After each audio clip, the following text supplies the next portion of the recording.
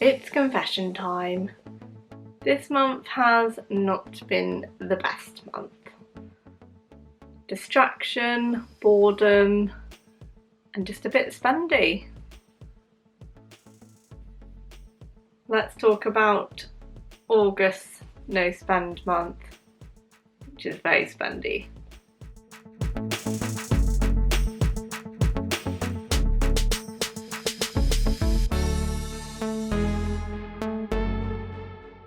Hello, my name's Rachel. I do videos about decluttering, minimalism and my no spend year, and usually I would just come on and tell you how fabulous I've been at not spending or tried to be at not spending. I share with my budget for spend, food and petrol, but it's been very spendy indeed.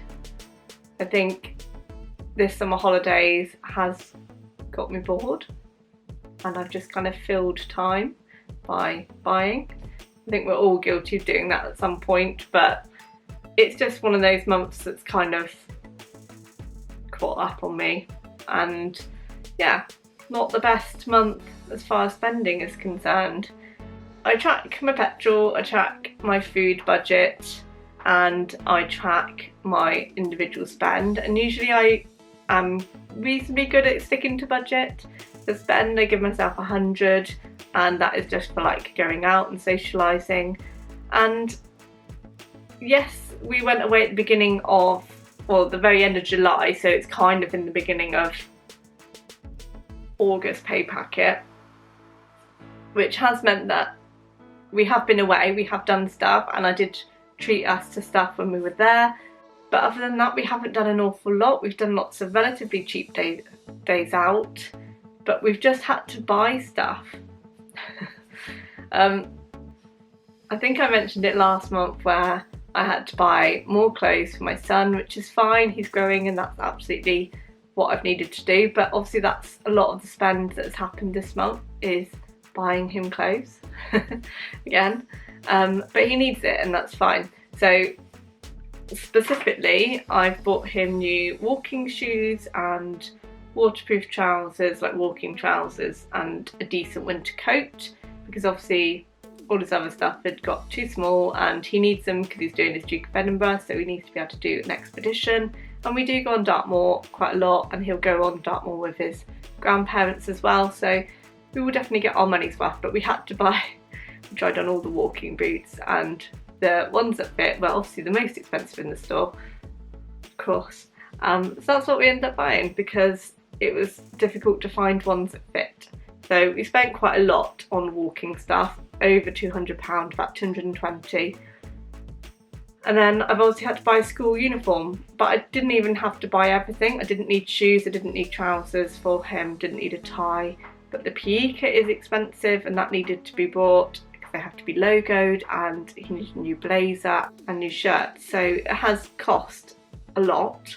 So that's probably about another £92 on school embroidered stuff, and then another, I think it was about £25 or £28 on shirts for 4 shirts. It does get really expensive as they get bigger because obviously they're paying a bit more adult prices because of the size. What else have I bought?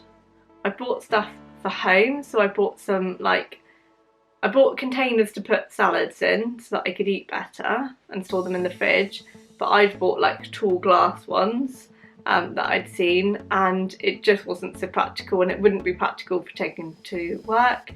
So I got some round like salad bowl things that I could get. So I bought those. So I ended up buying 2 lots, but I will utilise the others. But it ended up being that I bought something I didn't need. I've done various clothes shopping in town, so I've paid for parking a lot, and gifts and extra drinks for trips out. I had to buy a new grass trimmer, so that was another 40 quid, and school equipment, so like different coloured pens and stuff that it needs, and other home stuff. So I've spent a lot. I spent £495, and that's not including the clothing that I've bought myself, because I used my spare money for that because we didn't go away. So I kind of didn't track that. I probably should have, it was quite a bit. But I'm trying to build up my capsule wardrobe and get key pieces that I know that I'll use, and none of my trousers fit, so I have to buy a whole set of trousers for work and for home. So I have spent a lot more than I have in a long time. It's not good.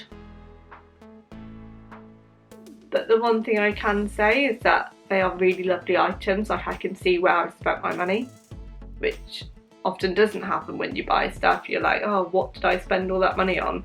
But actually I can see in my wardrobe exactly where I spent that money. I bought some key pieces, but I bought pieces that were like costing a lot more. So I bought like a really nice like green olivey blazer, but it cost me £100, but it's a really key piece and it's a really good transitional piece for autumn and winter, and I feel like I would get a lot of use out of it, and it's really stylish, and I want to improve my kind of ability to style myself by using a really good quality capsule wardrobe. So hopefully it's good pieces that I've added.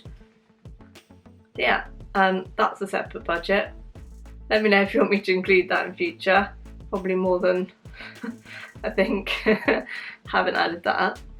Let's talk food. So we had 4 weekends for food in this month, and it was pricey.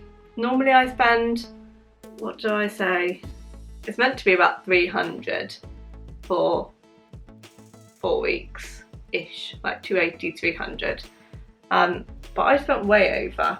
I really noticed a difference in the amount of cost at Aldi, and also that I was also wasting food as well. So I wasn't really getting my money's worth out of the stuff, and I was also paying a lot more for what I needed. Like, for example, you can't buy individual veg, you have to buy them in large packs. So I'd be paying more because it's a pack, but I don't need that much because it's only me and my son. So I have now gone against the grain of going to Aldi, which I never thought I would do. I thought I was loyal through and through. I've now gone to Tesco, and that has made a huge difference. I can buy 1 red onion that lasts me for the week, etc. Like, it's not costing me as much because I'm only buying what I need, and I feel better for the fact that I'm not wasting food. And I had to go to Tesco anyway for my gluten-free stuff, and I'm just better than at planning what I'm doing. So the first half of the month was really costly. That's where I spent most of the money, and the second half is where I reduced it because I was planning more consciously. I'm trying to have a little bit more of a plant-based diet. It's not completely plant-based. I'm still eating meat and dairy and stuff, but I'm trying to switch out some things, like switching to almond milk and having meals that don't have meat in, so that I'm having more goodness, more veg, more stuff that I should be eating in an attempt to improve my fatigue and things like that. So I'll be able to feed back a little bit more next month on that, because I've only started it in the last week and I'm not like fully embedded with it yet. But I had to buy lots of ingredients to be able to start that, like store cupboard stuff that I didn't really have. And although I have spent a lot this month, I have got a full cupboard of various different herbs and spices, sauces and things, and stuff to make sauces. So I have got enough to kind of go into the next month and not spend as much, because I shouldn't need to buy so many extra things, like because I've already got like the jar, or I've already got the soy sauce that I didn't have before, or I don't know, things like that. Well, so I've had to build up my cupboard stuff to be able to make these meals. So hopefully that will benefit me next month and I'll be able to stick to budget. So this month I spent 443, which is way over budget. I think normally, yeah, that's like 140 over budget, way over budget. Although on the plus side, because I've not really gone very far, I've only spent about £91 on petrol. That's quite a difference because I haven't done my usual trips to work because I've been on school holidays. That has made a huge difference. So the plan for next month, because it's a 5 weekend month, is that I'm going to be able to stick to £70 a week, so about 350 in a month and be able to use lots of the stuff that I've already got in the cupboards. So I've got quite a lot of like almost meals ready, so I'll only be buying little bits and pieces and fruit and veg to kind of make up the meals. So hopefully it will keep me on budget, and I've got some really good recipes to try, so I'm hoping that will encourage me to be a bit more frugal and a bit more on it.